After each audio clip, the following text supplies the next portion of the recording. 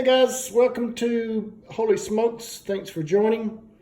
Today I'm going to cook some pork chops. I got this pork loin boneless vacuum packed at Costco. You can see it's $12.34.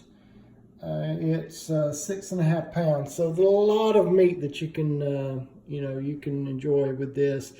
What I'm going to do is I'm going to cut the ends off each end, and then I'm going to save that for a different recipe. I may make something similar to burnt ends or something. I don't have a burnt ends post yet, but I will. But I'm going to just simply make some pork chops. After I cut these into chops, I'm going to put them in a brine. I'll show you how to make that brine, or how I make it. And then I'm going to add a rub, and I will show you exactly what my favorite rub is. And then I'm going to smoke them for, depending on how big the cuts are. Don't really know how long it'll take. I'm thinking it'll probably take 3 or 4 hours to smoke.